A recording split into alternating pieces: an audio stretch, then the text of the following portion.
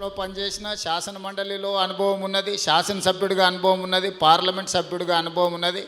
సరాసరిగా ఏ మంత్రి బాధ్యత చేపట్టకపోయినా ఈరోజు పెద్దలందరి సహకారంతో తెలంగాణ రాష్ట్ర ముఖ్యమంత్రిగా 2 సంవత్సరాలు పూర్తి చేసుకొని 3వ సంవత్సరంలో నా బాధ్యతను నిర్వహిస్తున్నా. దీనికి ప్రధానమైన కారణము ప్రజలకు ఏదైనా చెయ్యాలి, అవకాశం వచ్చినప్పుడు ప్రజలకు మేలు జరిగే విధంగా ఆలోచన చెయ్యాలి. ప్రపంచంతో పోటీ పడాలి అని అంటే మనకు ఏ విజ్ఞత ఉండాలి, ఏ విజ్ఞానం ఉండాలి అనే దాని మీద ఆలోచన చేసి ఈరోజు తెలంగాణ రాష్ట్రాన్ని ముందుకు తీసుకువెళ్తున్నా. ఈ విషయంలో నేను ఇచ్చే సూచన ఒక్కటే, స్వతంత్రం వచ్చినప్పుడు జామీందారుల దగ్గర, జాగీర్దారుల దగ్గర, భూస్వాముల దగ్గర లక్షలాది ఎకరాల భూములు ఉండే. ఆనాడు శ్రీమతి ఇందిరాగాంధీ గారు, పివి నరసింహారావు గారు అగ్రికల్చర్ సీలింగ్ యాక్ట్ తీసుకొచ్చి ఆ లక్షలాది ఎకరాల భూములను ప్రభుత్వం తీసుకొని దళితులకు, గిరిజనులకు, ఆదివాసీలకు, బలహీన వర్గాలకు, భూమి లేని నిరుపేదలకు గుర్తింపు గౌరవమే భూమి అని చెప్పి అసైన్మెంట్ పట్టాల పేరు మీద, లేకపోతే పోడు భూముల పట్టాల పేరు మీద ఈ ఆదివాసీలకు, గిరిజనులకు, దళితులకు అందరికి భూములు ఇచ్చిండ్రు. ఇల్లు లేని వాళ్లకు ఇల్లు ఇచ్చిండ్రు, ఇందిరమ్మ ఇల్లు కావచ్చు, లేకపోతే ఉండడానికి.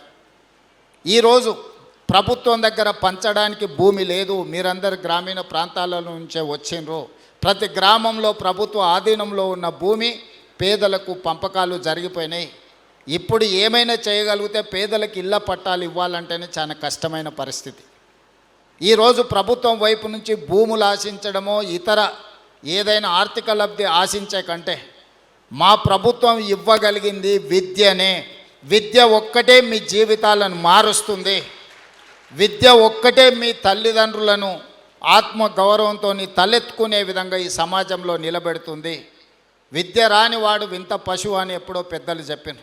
ఈరోజు ఈ సమాజంతో పోటీ పడాలి అని అంటే, ఈ సమాజంలో అభివృద్ధి చెందిన పౌరులుగా మీకు గుర్తింపు రావాలి అని అంటే మీరు విద్యలో రాణించాలి.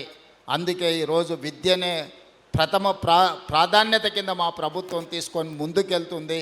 Education is my top priority.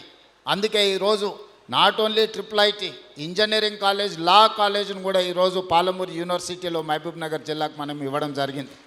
ఇవే కాదు, ఈచ్ అసెంబ్లీ కాన్స్టిట్యున్సీలో young India integrated residential schools with 25 acres campus we are going to spend 200 crores for each educational institute. So ఇవన్నీ కూడా ప్రపంచంతో పోటీ పడాలి అంటే ఇప్పుడు ఇంతకుముందు వేదిక మీద ప్రిన్సిపల్ సెక్రటరీ గారిని, కలెక్టర్ గారిని, ఎస్పీ గారిని చూసింది. ఈరోజు వాళ్ళ నేపథ్యము ఊరిలో ఉన్న భూమి కాదు, వాళ్ళ నేపథ్యం వాళ్ళ చదువు ఉంది. కాబట్టే దామోదర్ రాజ నరసింహ గారు వాళ్ళ ఫాదరే మంత్రి, కానీ ఈరోజు మీతో ఇంటరాక్ట్ అవుతున్నాడు అని అంటే అతను బాగా చదువుకున్నాడు కాబట్టి, హైదరాబాద్ పబ్లిక్ స్కూల్లో నుంచే ఉస్మానియా యూనివర్సిటీ ఇంజనీరింగ్ చదువుకున్నాడు కాబట్టి ఈరోజు ఒక మినిస్టర్గా ఏ శాఖ ఇచ్చినా కూడా సమర్థవంతంగా ఎందుకు నిర్వహించగలుగుతున్నాడు అంటే చదువుకున్నాడు కాబట్టి. రేపటి భవిష్యత్తు కూడా చదువు మీదనే ఆధారపడి ఉంటుంది.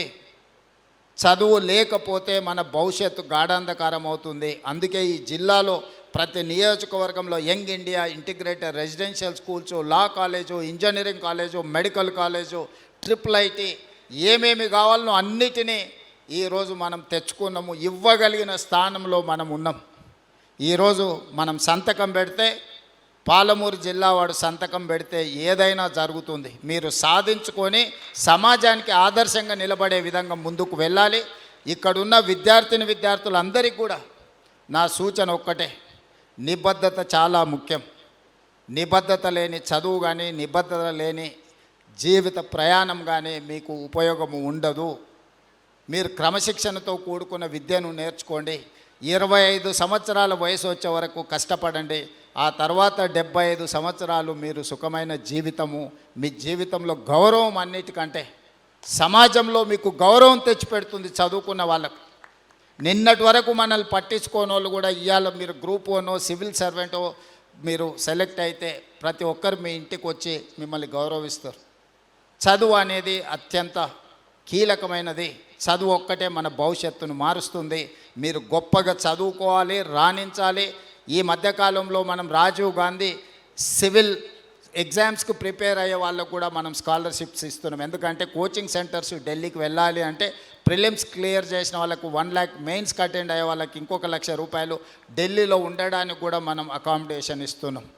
మీరు హై టార్గెట్ పెట్టుకోండి, దాని ప్రకారం కష్టపడండి. తప్పకుండా ఈ ప్రభుత్వం అండగా నిలబడుతుంది. దేశంలో ఏ మూలకెళ్ళినా తెలంగాణ వాళ్ళు, పాలమూరు వాళ్ళు ఐఏఎస్లు, ఐపీఎస్లు ఇతర రాష్ట్రాలలో కూడా ఉండాలి. ఈ రాష్ట్రమే కాదు, ఏ రాష్ట్రంతో కేంద్ర ప్రభుత్వంలో మనం నిధులు రాబట్టుకోవాలంటే కూడా మన వాళ్ళు ఎవరైనా ఐఏఎస్, ఐపీఎస్లు ఉంటే మనకు అత్యధికంగా నిధులు వస్తాయి. తప్పకుండా మీ అందరికీ ఉజ్వల భవిష్యత్తు ఉంటుంది. సంవత్సరం తిరిగే లోపల ఇక IIIT బిల్డింగ్ కట్టి ఒక మంచి క్యాంపస్ క్రియేట్ చేసి చదువుకోవడానికి ఒక మంచి వాతావరణాన్ని ఏర్పాటు చేయడం జరుగుతుంది. జీవితంలో ఏ స్థాయికైనా ఎదగండి. కన్న తల్లిదండ్రులను, పుట్టి పెరిగిన ఊరును మరవకండి. కన్న తల్లిదండ్రులకు గౌరవం ఇవ్వని వాళ్ళు, కన్న తల్లిదండ్రులను మంచిగా చూసుకొని వాళ్ళు ఏ హోదాలో ఉన్నా కూడా అది నిష్ప్రయోజనమే. తల్లిదండ్రులను బాగా చూసుకోవాల్సిందిగా సూచన చేస్తూ మీ అందరి దగ్గర సెలవు తీసుకుంటున్నాను.